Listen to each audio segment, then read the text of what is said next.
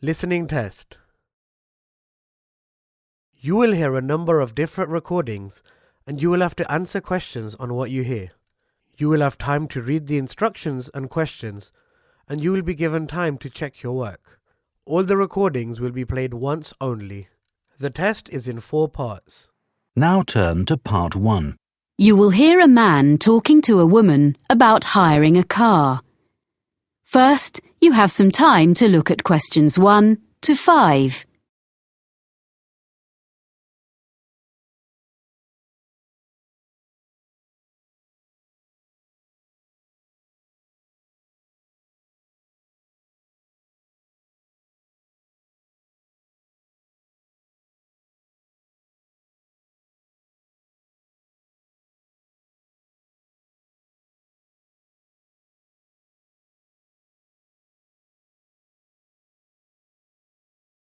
You will see that there is an example that has been done for you.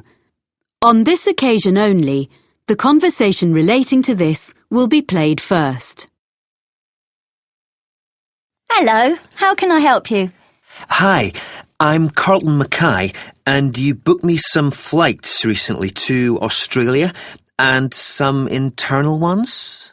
Oh, yes, Mr. Mackay. I remember you now, of course. Well, I find I'm going to need car hire while I'm in Sydney after all. I think you said you could recommend a good value company? Yes, that's right. Cost-wise cars. They're very good and don't charge lots of extras. They have 3 offices in the Sydney area, including 1 office right at the airport. The number of offices in Sydney is 3, so 3 has been written in the space. Now we shall begin. You should answer the questions as you listen, because you will not hear the recording a second time. Listen carefully and answer questions 1 to 5. Hello, how can I help you? Hi, I'm Carlton Mackay, and you booked me some flights recently to Australia and some internal ones? Oh, yes, Mr. Mackay. I remember you now, of course. Well, I find I'm going to need car hire while I'm in Sydney after all. I think you said you could recommend a good value company? Yes, that's right. Cost-wise cars. They're very good and don't charge lots of extras. They have 3 offices in the Sydney area, including 1 office right at the airport. So I'll just book it online? Yes, you can book online, but you should have their phone number too, just in case. Of course. That's 1800 705 639. It's on the website, and you can get a discount if you quote your booking reference from us. Oh, what's that? I mean the one you got from me when we booked your flights. I have it here. 74302. Oh, thanks. I guess I've got it at home, but I'll write it down again in case. A discount is good. So, where exactly is the office? I'll be coming to the domestic terminal from Melbourne. It's immediately outside the international terminal. OK. And another thing I want to check is, will they be open when I arrive, or is it just office hours? Well, they open at 7:15 and close at 6:15 in the evening. So let's see. You're due to land at 6:10. By the time you've collected your bags and so on, which will take a little while, they won't be open. But if you arrange it in advance, they can wait for you. You do have to pay an extra $30 for that, though. OK.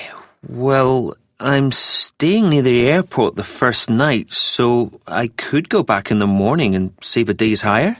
Yes, that'd be better. That'd save you about $50. Do you know what kind of cars they have? Quite a variety, I think. The best value should be under $60 a day, with luck. That would be the Echo, I guess. Sorry? ECHO. Like when your voice bounces back? Before you hear the rest of the conversation, You have some time to look at questions 6 to 10.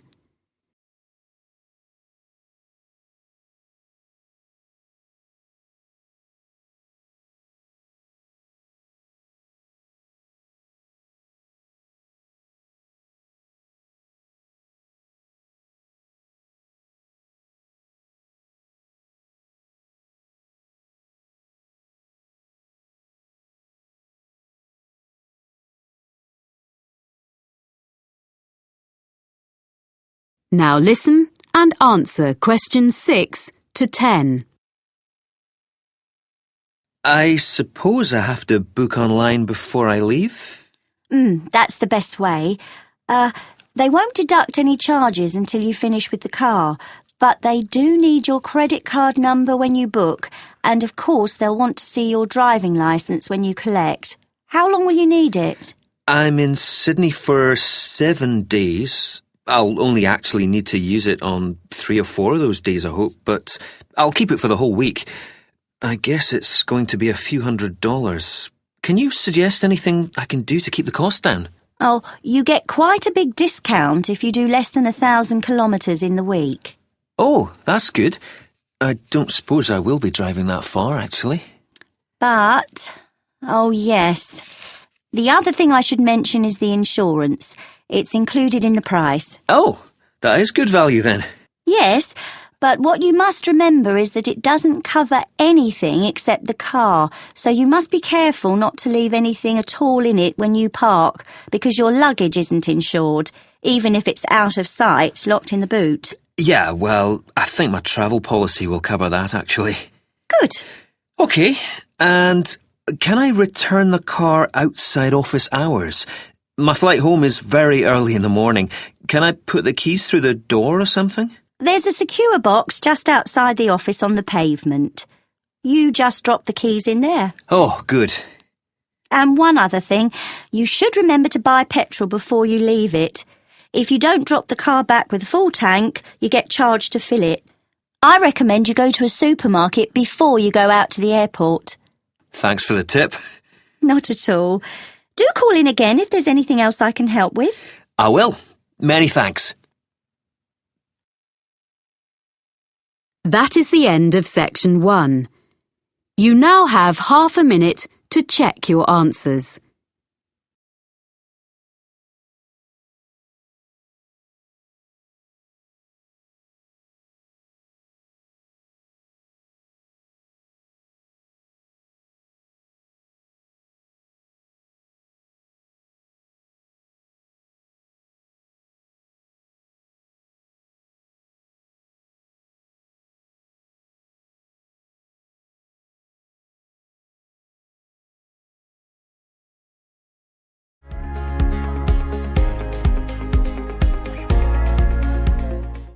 Part 2.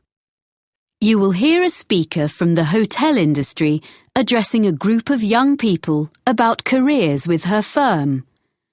First, you have some time to look at questions 11 to 15.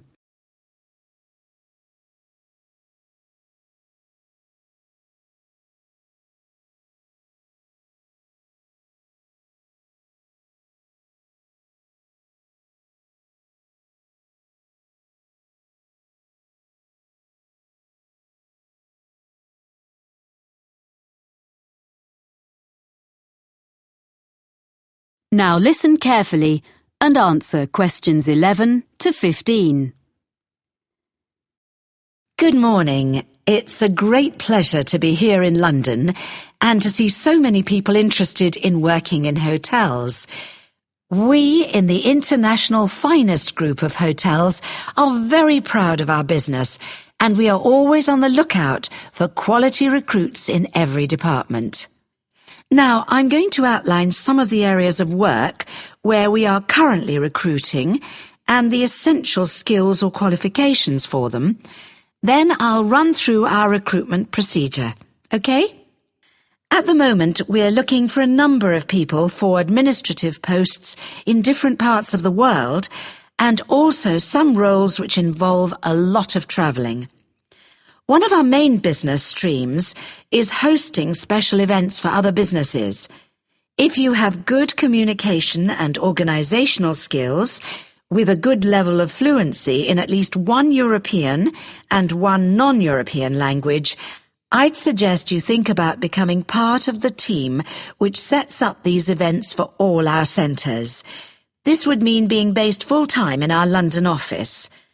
The work ranges from setting up small meetings a few days ahead to organising international conferences 2 years in advance, so there's plenty of variety. Some of the conferences we run have as many as 1,000 delegates, so it's quite challenging. Then there are some posts available for professionals in the catering field. Chefs we can find. It seems this is a popular career choice in many parts of the world, as in the UK these days, in spite of the exacting standards. But people to manage catering departments need more than a love of producing quality food. We're after really energetic and totally efficient young managers who already have the relevant business qualifications, no training on the job here, and they must share the team's determination to make everything run smoothly at any time of the day or night. Or if you are the type of person who enjoys a challenge, what about becoming one of our relief housekeepers? You'll be a good people person, well organised and supremely flexible. As well as covering UK holidays, maternity and paternity leave, there will be times when you have to fill a key post when someone's sick, which could be anywhere in our European, Middle Eastern or Far Eastern hotels, so you must be prepared to hop on a plane at 5 minutes' notice. The International Finest brand name attracts visitors from all over the world and on all kinds of business and leisure trips. Our swimming pools and gyms need to be run by people with the highest standards of customer service. You don't have to be a great athlete, but smart appearance and a pleasant manner are necessary. A diploma in sports science would be the minimum requirement here. Lastly, I'd just like to mention that the main London office has another vacancy. Most bookings come online, especially from the Far East, for people coming to Europe.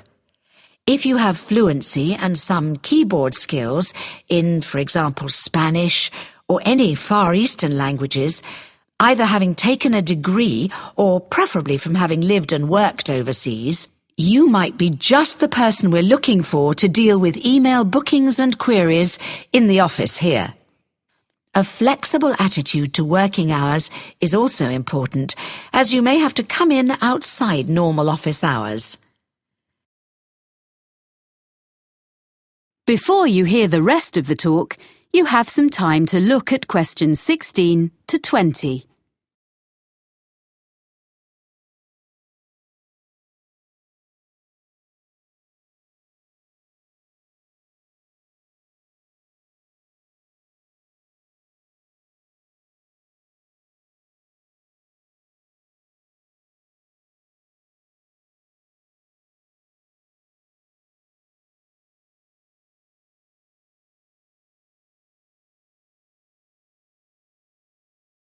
Now listen and answer questions 16 to 20.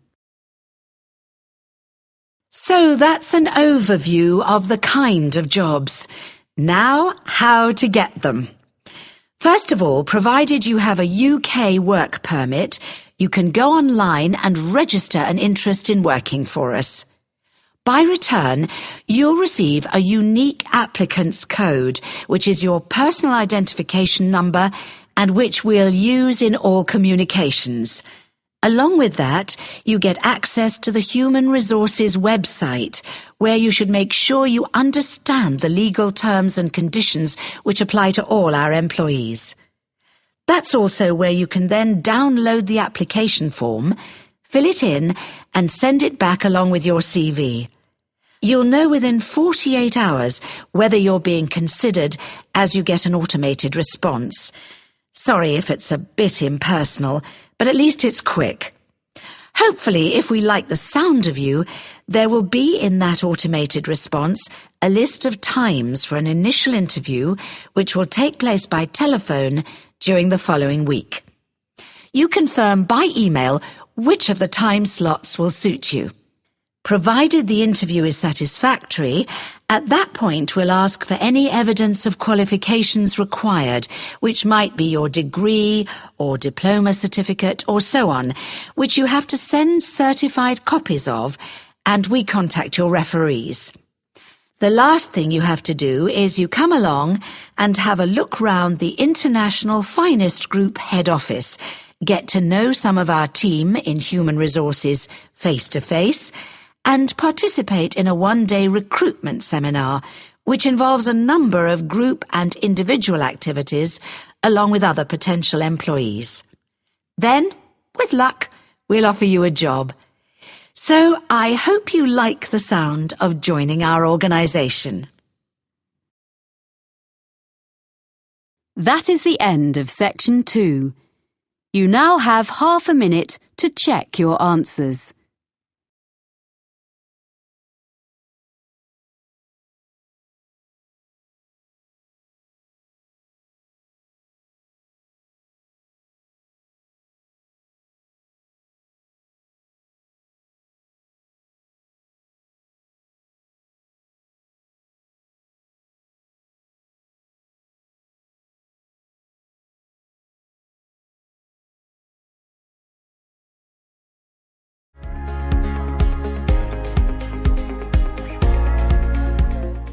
Part 3. You will hear a student of landscape architecture discussing a project with his tutor. First, you have some time to look at questions 21 to 24.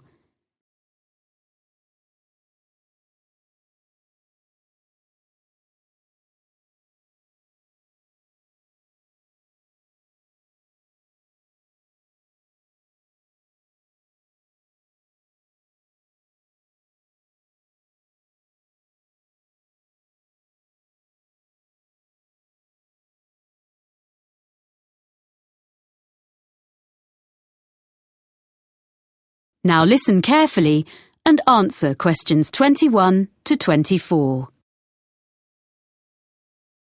So, let's hear what you're doing for your next project. I've decided to design a roof garden for a supermarket. I've been looking at some on the web, and I think that a garden on top of a building is the up-and-coming thing. Okay. So you've done a bit of reading already? Mm-hmm. What benefits would there be for the client? Why do you think a supermarket chain would be willing to meet the expense of construction? You do realize that would be the first thing they raise. Yes, I know. But I'd explain that in spite of the initially high expense, they would save that much in approximately 5 years. Well, I'd have to do sums. Calculate specifically. Yes. How would the saving come about? Mainly through lower heating and aircon bills. The extra insulation offered by having a layer of living plants in the soil would make a huge difference. Okay. But they might feel the expense of maintenance would be an issue. After all, supermarkets don't normally employ gardeners. What I thought was, if they made it a community garden, rather than a simple, low-maintenance green roof... So there'd be public access? Oh, yes. Then there'd be a sense of ownership in the local community, and people could take responsibility for it, instead of the supermarket paying a commercial company, and it'd really boost their public relations. That's a good point. And have you been looking into how roof gardens are built nowadays? I'm still exploring that. But if I take advantage of the latest technologies for roof gardens, it shouldn't be too difficult. But in any case, you have to use lightweight materials. But that's a matter of making the right choices. You can even use quite traditional ones, such as wood, for the planting areas. Yes, that's what I thought. It'll look good, and it isn't too heavy. But for the basic construction, the issue you have to address first is the material used between the building and the garden. You mean the barrier fabric, which ensures there's no chance of rainwater leaking down into the building? Yes. Nowadays that is very good and quite easily sourced. Then, on the other hand, there's the business of water within the roof garden itself. You mean drainage? That's an important feature of the construction in any roof design. Yes, but I think most drainage issues have been well understood for quite a long time. Okay, but another thing is with plants in an exposed situation, you usually need to find ways to optimize rainfall. Yes, because rainwater is best for the garden, if you can store it for when it's needed. What I've been looking at are some buildings which use fairly conventional storage tanks, the kind that have been in use for decades, but have them linked to modern automatic watering systems. Sounds complicated. It's less so in practice than it sounds, I think. I've been researching them, and actually the latest ones definitely work very well, and they can be electronically regulated to suit the local microclimate. That sounds interesting. You seem to have been doing some thorough research. Make sure you reference all your sources when you write it up. Yes, sure. There's one more aspect I'd just like to run past you if there's time. I want to include a light feature in the design. Of course. I've got a sketch here. Let's have a look then.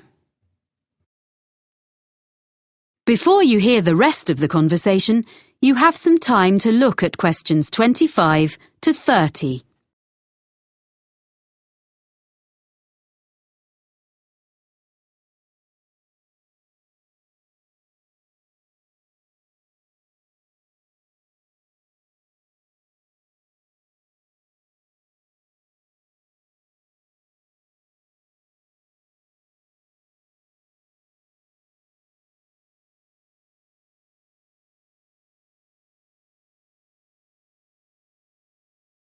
Now listen and answer questions 25 to 30. Well, I was really impressed by something I saw on a roof in Cornwall, and I'd like to design something similar. You have an area of planting, and I'm thinking of installing this lighting in an area filled with low-growing evergreen shrubs. You'd have to have lights and things well away from anywhere children might be. But I can see this could be very effective, if a bit complicated. How would it work? On this drawing, this is a section view. You have this low wall on the right. Yes, that's it. This is just one element, and these areas would be repeated all round the planted area. I think this will probably be a wooden wall using reclaimed timbers with an angled ceramic top surface. Perhaps even ridge tiles, like they use on roofs? Ah, yes. That'd be just the sort of thing. And that'd make it weatherproof. And then the heavy-duty electric wiring comes up through the floor just outside the planted area and into the wall. Then it's brought through to a projector low in the side of the wall, and that sends a beam of light along the fibre optic cable. So there's no electricity in the actual lights. The fibre optic goes across the surface of the soil in the planting area. Yes, that's the beauty of it.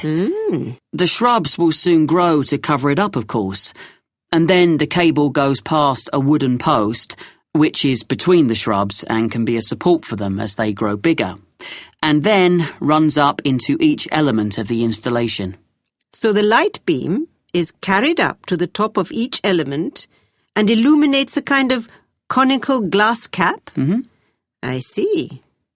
Is that the bit which would glow in the dark? Yes. And what's the cap supported on? Is it a wall? No, it's a slender acrylic rod, like the stem of a flower or mushroom, which the cable runs up inside of. Well, I'll be interested to see the final drawings. Oh, thank you. I'm looking forward to putting it all together. That is the end of section 3.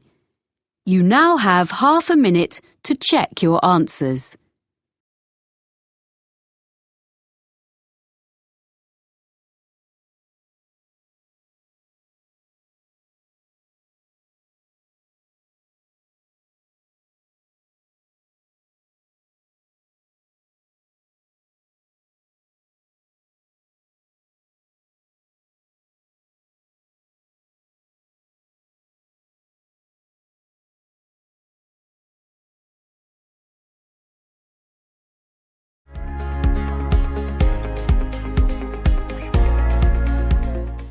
Part 4.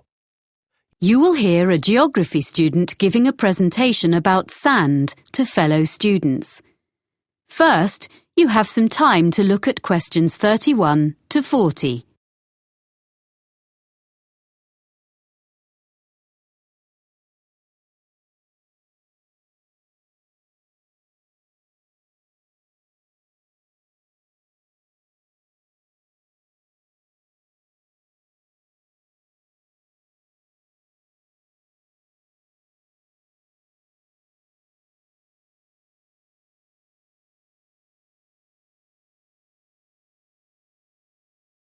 Now listen carefully and answer questions 31 to 40.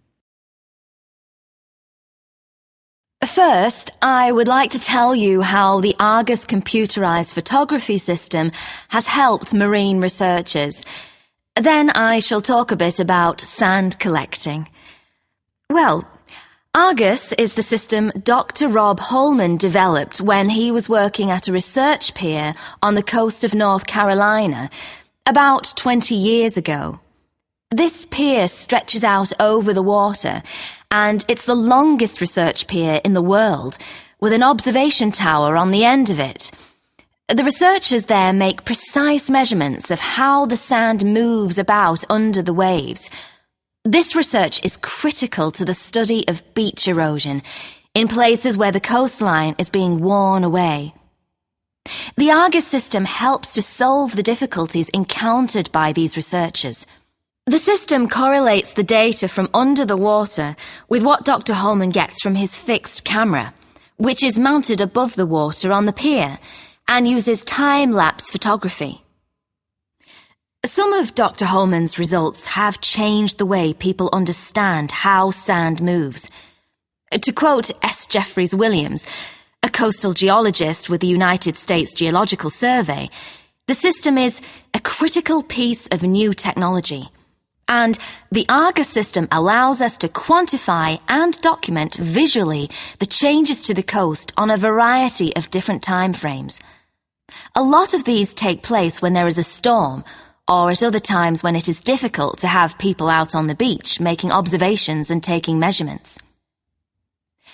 Up to now, Argus installations have been installed in places in Oregon, California, Hawaii, England, the Netherlands, Australia, New Zealand, Spain, Italy and Brazil, as well as in North Carolina. Now, I'd like to introduce Dr. Holman's sand collection. He started collecting sand in the 1980s, and he still collects it now, even though he has around 1,000 samples. They come from his travels and from geologists and amateurs all over the world, and the collection includes sand from each continent, including Antarctica. People send him sand in envelopes, plastic bags, paper towels and all sorts. Each is stored in a glass jar, which Dr. Holman labels by latitude and longitude of its origin, as well as he can work them out. Sometimes the information is a bit sketchy. Anyway, it's mainly geology students at the university who study his collection, and they can learn a lot from it. For instance, one set of tubes displays sand from the east coast of the US, so you can see that the sand gets lighter and finer from north to south. By the time a grain of sand eventually washes up on a beach in Florida, at the southern end of that journey, it has been battered by waves for a long time, so the grains are fine and rounded, because most of the time sand is not stationary on the beach.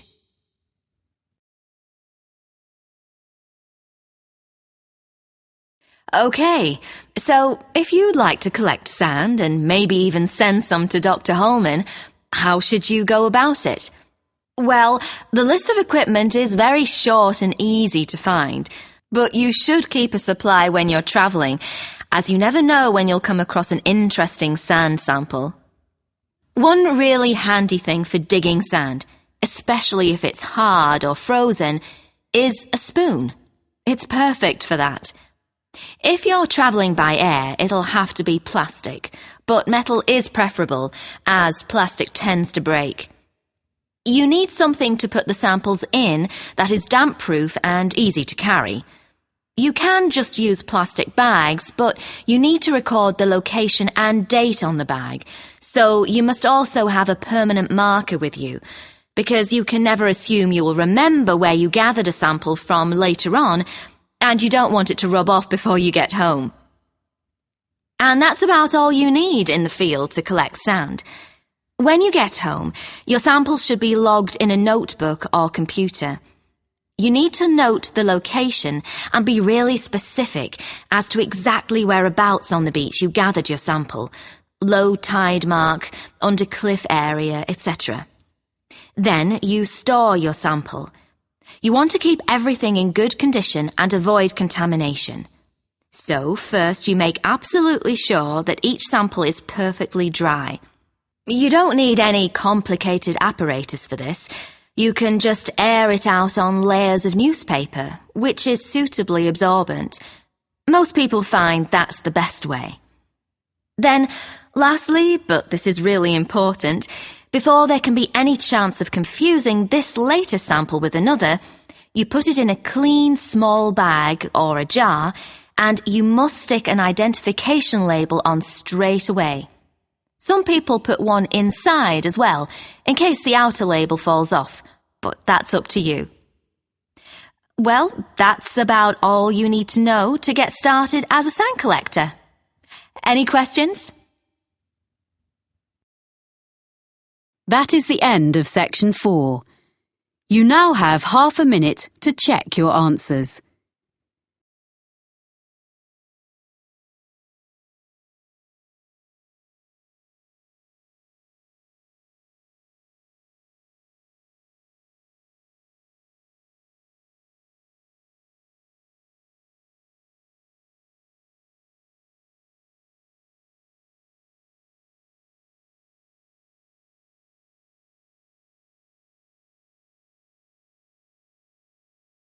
That is the end of the listening test.